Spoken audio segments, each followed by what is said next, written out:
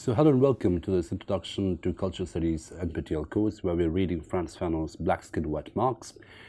We just started with the text the last lecture. We'll continue with this in this lecture.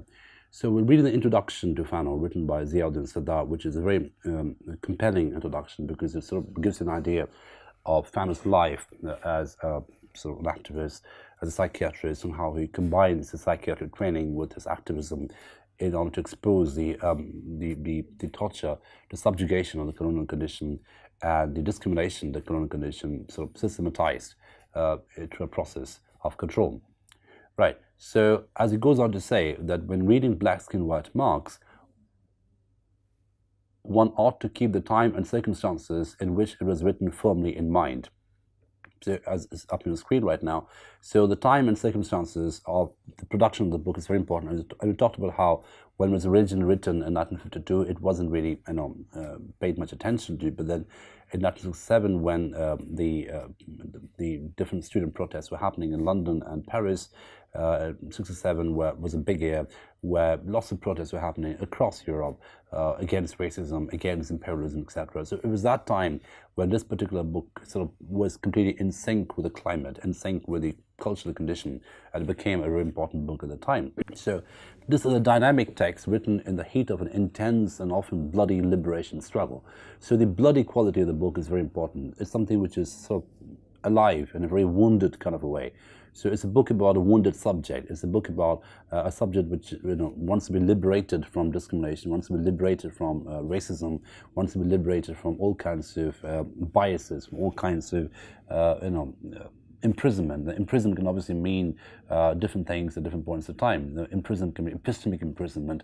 Imprisonment can mean linguistic imprisonment. Imprisonment obviously can mean cultural imprisonment. Now, so that gives a very important term away here in terms of looking at how the black subject is controlled and subjugated and made into an inferior subject by the white subject, by the colonizer through a system of racism. And he calls this process epidermalization. So epidermalization is, epidermal is obviously related to skin, so how the skin becomes an identity, so how the skin becomes the process of identification, and how the skin becomes the process in which identities are sort of prioritized, how identities are hegemonized, right? So identities become inferior and superior depending on the skin color. So epidermalization is a process which is used very effectively, I think, by Sadar in terms of looking at how Fanon situates the black subject. Okay, so he says, Sadar says, it's the internalization, or rather, as Fanon calls it, epidermalization. It's a term used by Fanon as well, of this inferiority that concerns him. So this inferiority is something which is accepted and internalized and epidermalized by the black subject, right? It's part of who he is, inferiority, right? And that obviously means a triumph of colonialism, a triumph of racism, because that's exactly what racism wants. That's what racism is designed to, deliver, this idea of inferiority and this innate idea of inferiority, this idea of making inferiority into some kind of an innate, presupposition. It's not just internalization, it's epidermalization. So there's this visceral quality about inferiority that Fanon resents, and that's something that he exposes as a hollow construct, which is used very effectively, and which has been a grand success of racism. This idea of the visualization, the epidermalization, the internalization of inferiority, the part of the black man. So when the black man comes into contact with the white world, he goes through an experience of sensitization. His ego collapses, his self-esteem evaporates, he ceases to be a self-motivated person. The entire purpose of his behavior is to emulate the white man, to become like him, and has hoped to be accepted as a man. It's a dynamic of inferiority that concerns Fanon, and which ultimately he wishes to eliminate. This is a declared intention of the study, to enable the man of color to understand the psychological elements that can alienate his fellow Negro. So what Fanon really resents and wants to do away with and wants to deconstruct is innate inferiority of the black man. It's this collapse of the ego. So his sense of self, his ownership over his own body, his ownership over his own self, over his own identity, gives way to a predestined, a presupposed privilege, which is located completely, almost completely, to the white man. So the black man's ego collapses, his self-esteem evaporates, and what happens subsequently, he ceases to be a self-motivated person. So his entire life, his entire activities are directed to emulate, to mimic, to aspire, to approximate, to appropriate the white man's metaphors, the white man's markers, whether it's the way the white man speaks, whether it's the way the white man eats, the way the white man behaves, etc. So this process of emulation becomes quite problematic in Fanon, according to Fanon, and Fanon resents it. Fanon wants to do away with that completely. So he goes on to say that Fanon is a dynamic of inferiority that concerns Fanon, and which he ultimately wishes to eliminate. Okay, so and obviously this idea of internalization, this idea of this visceral knowledge of inferiority is a very psychological condition, and it's a product of a long drawn-out colonial condition, a long drawn-out colonial struggle. Okay, the struggle which is struggle on the part of the colonized, of course, but the whole point is to do away with the struggle by creating or constructing consensual subjects, conforming subjects. Now, subjects can be conforming, subjects can become consensual when they completely epidermalize or internalize the inferiority of their own selves. So if you think you're inferior, if you think you are completely inferior in comparison to the white man, then obviously you won't resent the white man's territorialization. You won't resent the white man's domination because you accept your inferiority. And this acceptance of inferiority goes through a very discursive process. It's obviously a very material process. But at some point, the success of this material process is it becomes a psychological process. It becomes a psychological condition. It is so innate in the colonized that it doesn't question it at all. And that's something that Fanon resents and wants to deconstruct. Okay, and Fanon says, whiteness, Fanon asserts, has become a symbol of purity, of justice, truth, virginity. It defines what it means to be civilized, modern, and human. So obviously this takes us back to some extent to Edward Said's Orientalism, as you can understand, because Said's Orientalism does exactly this. It talks about how the European created or constructed this other. So the European becomes purity, the European becomes whiteness, the European becomes justice, truth, virginity. Then the non-European or the non-white becomes just the opposite: injustice, lies, contamination, sexual impurity, sexual contamination, etc. So contamination is pitted against purity over here, right? So purity is the white man, contamination is the non-white man. So the Negro, of course, becomes the vehicle of contamination, the metaphor of contamination, etc. And that's something that racism does quite effectively.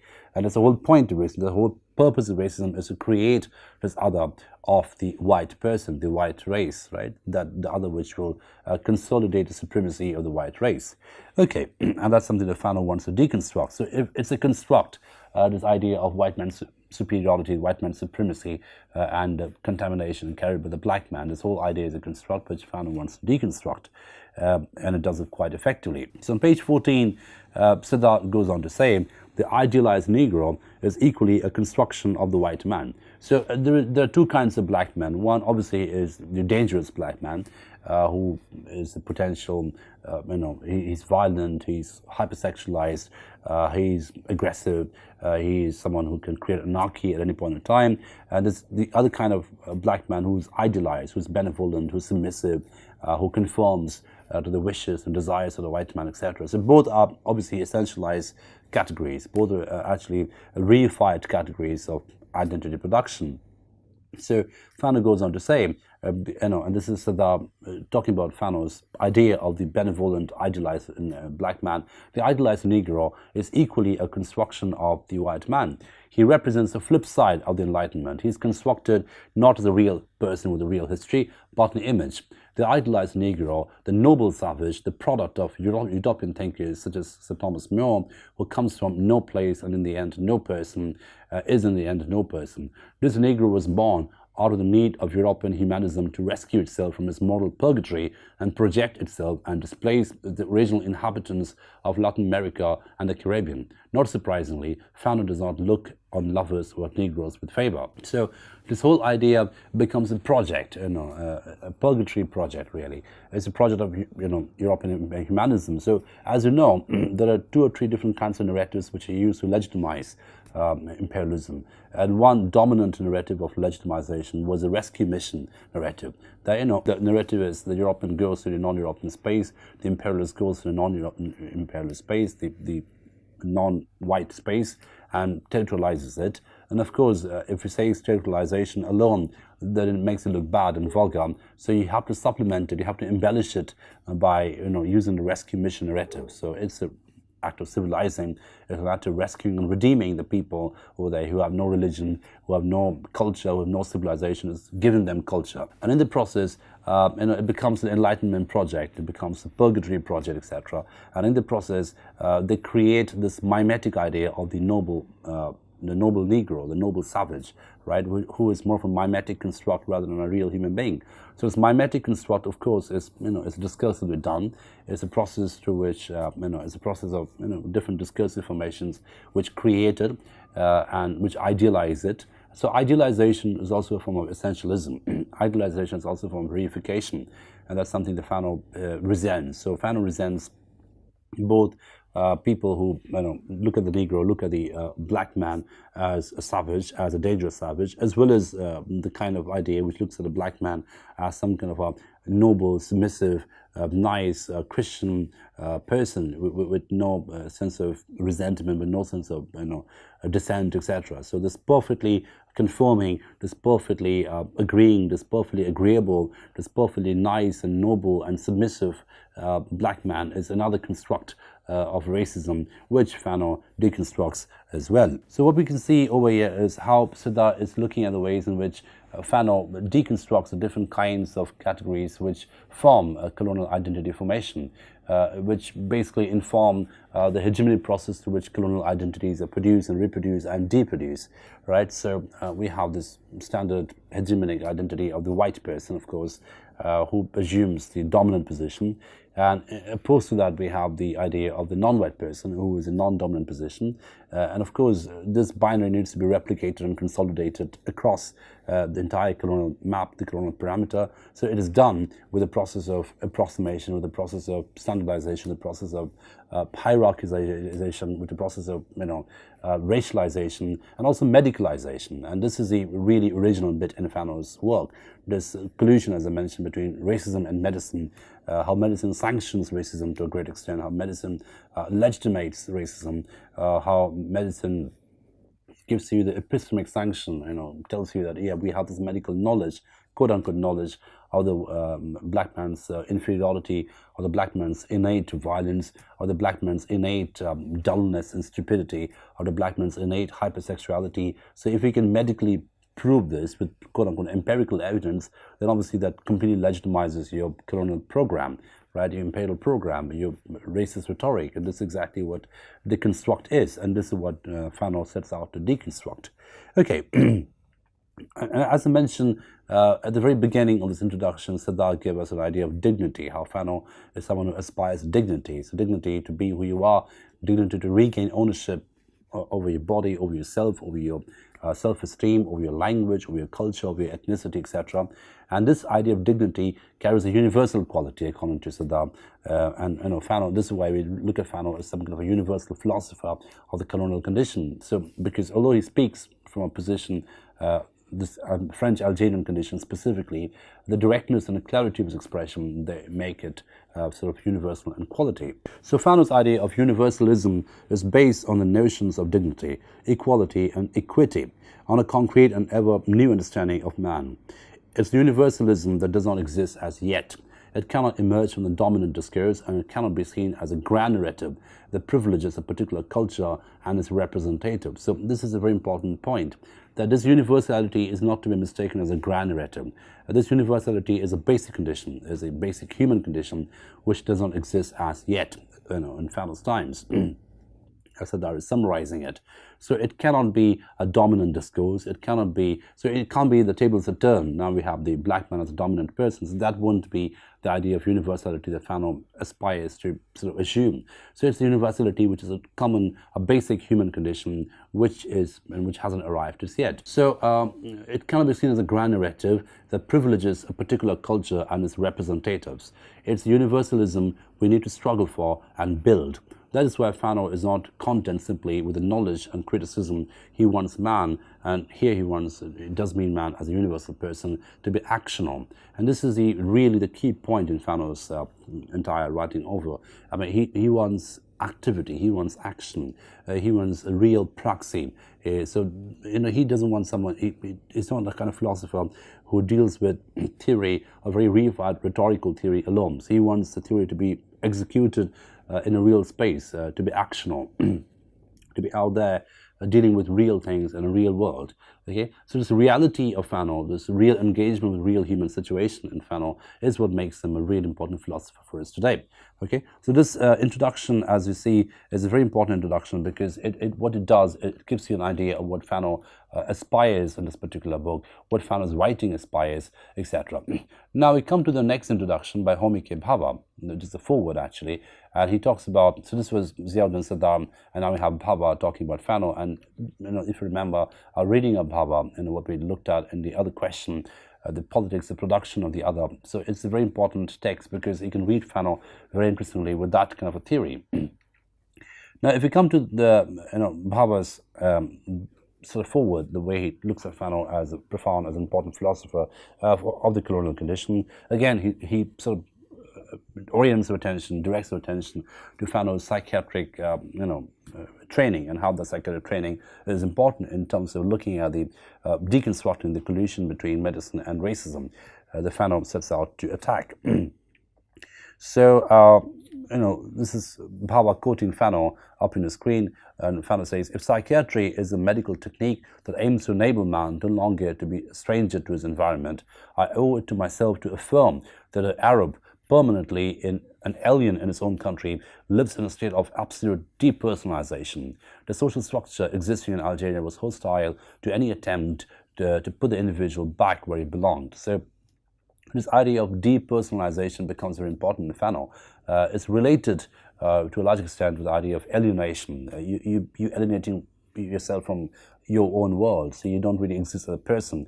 You exist only as a mimetic category. You're an Arab, you're an Algerian, you're an African, you're a black man. So all these become hollow mimetic categories, just shallow signifiers in the entire narrative of racism, right? And that the shallowness, the hollowness of this mimetic categories makes the entire process depersonalized. So you take away the human element, you take away the human agency, you take away the human complexity, just brand a person according to the race, according to the skin color, according to the anatomy, according to certain kinds of racialized categories. So that obviously makes it an act of dehumanization or depersonalization, which is related to reification, and which in turn produces a sense of alienation. So the Arab is alienated from his own country. The social structure existing in Algeria was hostile to any attempt to put the individual back where he belongs. So this is what I mean when I say, when Fanon mentions dignity, he actually talks about ownership, to reclaim ownership over your body, over yourself, over your society, over your ethnicity, over your race, etc. So that ownership is denied, which is a basic condition, a basic aspiration, a basic privilege, is denied to the Arab, is denied to the Algerian, is denied to the African in general, who is subjugated instead to white imperialist control, white imperialist discrimination. Okay, so this becomes an example of extreme alienation. So as Bhabha goes on to say, the extremity of this colonial alienation of the person, this end of the idea of the individual. So the individual becomes an idea, a hollow idea, as it were. It doesn't really mean anything beyond the level of idea, beyond the level of a mimetic category. So he just behaves in a particular way, which makes it in a very shallow mimetic sort of signifier, nothing more than that. There's no human complexity or human agency which is accorded to this mimetic signifier. So it produces a restless urgency in Fanon's search for a conceptual form appropriate to the social antagonism of the colonial relation. The body of his work splits between a Hegelian Marxist dialectic, a phenomenological affirmation of self and other, and a psychoanalytic ambivalence of the unconscious is turning from love to hate, mastery to servitude. So, it's a very interesting Hegelian Marxist kind of a dialectic happening over here, because he talks about the self and the spirit of the self, which is Hegelian, but he also talks about reification and alienation, which are Marxist terms. And the entire idea of Fanon is to bring in psychoanalysis to study the ambivalence of the unconscious, ambivalence of this internalized idea of inferiority. So how is that a grand success of racism? How is that a grand success of imperialism? because once you can, as I mentioned in the previous lecture, once you can affirm the inferiority through a discursive process which includes medicine, which includes medical science, then you essentially consolidate mastery, of the white race, of the imperialists. Okay, and that's something that Fanon examines and deconstructs in his works.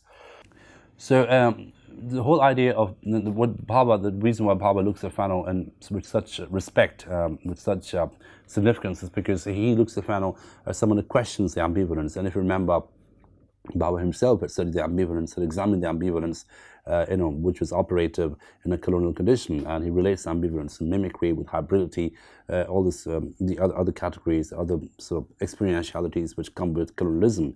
But Fanon is important over here because to Bhabha, he really enacts what Bhabha theorizes. He talks about the real action, the real activity which happens in the colonial condition, and that becomes a very important, condition which privatizes human activity, which privatizes human agency, which prioritizes human experientiality, above any dry discursive theory. Okay, so and then Bhabha talks about the distinctive quality of Fanon's vision, the uniqueness of Fanon's vision as a thinker of the colonial condition. And what is that vision? So what is this distinct force of Fanon's vision that has been forming, even as a writer, about the division, the displacement, the cutting edge of the thought? It comes, I believe, from the tradition of the oppressed. As Walter Benjamin suggests, it's a language of revolutionary awareness that the state of emergency is what we live, in which we live, is not the exceptional, but the rule. We must attain to a concept of history that is in keeping with this insight. And the state of emergency is also always a state of emergence. So this is a very Benjaminian tradition of looking at emergency and emergence together. So you emerge out of an emergency.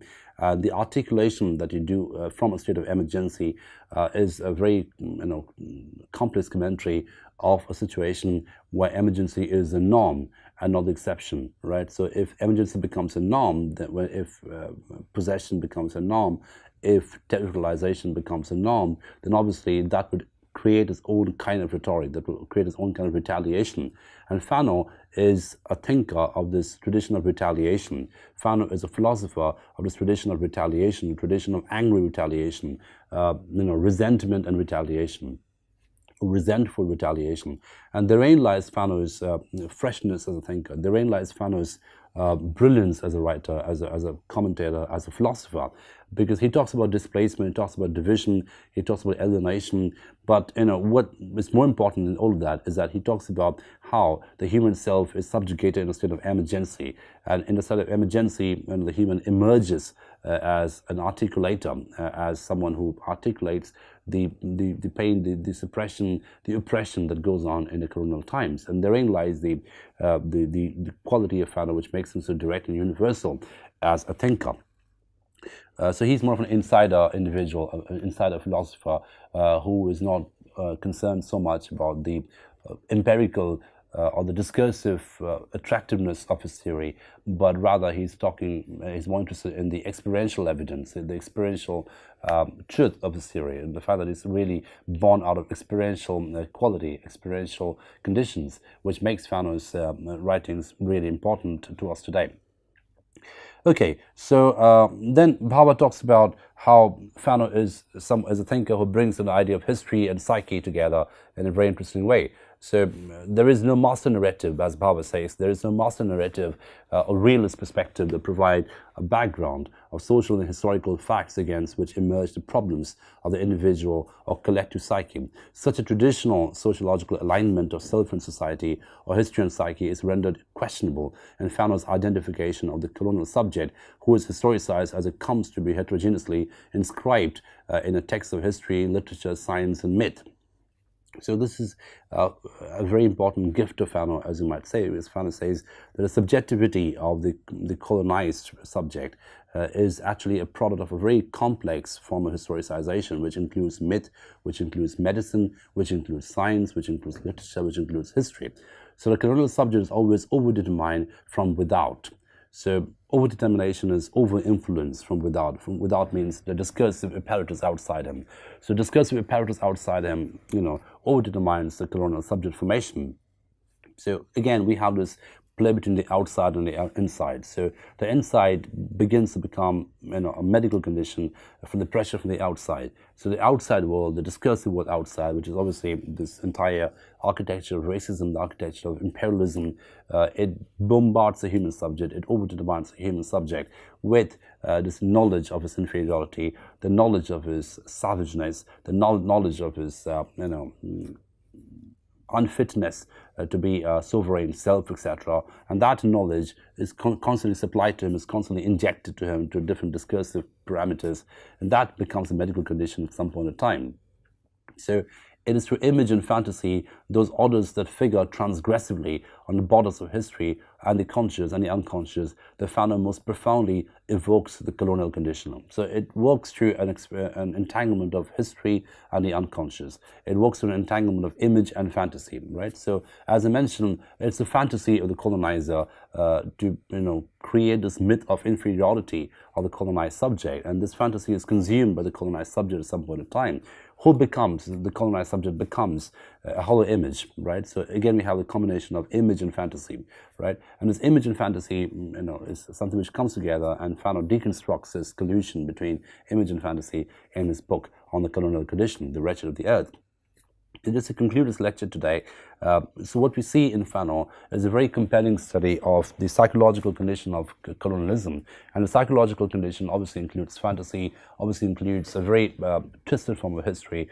It includes erasure of history, so that the colonizer's history becomes a dominant history. The colonizer's knowledge system, the knowledge narrative of the colonizer becomes a dominant narrative. And what that does away with completely, what that erases completely, is the original identity of the colonized. So we never get to know the original identity of the colonized. So what we have is the imposed identity of the colonized, which is obviously imposed by the colonizer. And so in the process, as I mentioned, the colonized becomes more of a mimetic category, more of a moving signifier, a machine which reveals certain attributes, certain selective attributes, certain racialized attributes, rather than a complex human self. So the sense of self, the ownership on your own self goes away, and the dignity attached to the ownership goes away. And in the process, the colonized subject becomes, a hysterical subject, becomes a nervous subject, becomes a pathological subject, becomes a sick subject. And therein lies Fanon's psychiatric training. Therein lies Fanon's sort of glimpse into the entire idea of colonialism from a medical perspective. So again, we're sort of coming back to this originality of Fanon as a thinker who combines medicine and racism, and uses his own psychiatric training to reveal, to deconstruct this constructed collusion between racism and medicine. And we'll continue with this study in the next lecture. Thank you for your attention.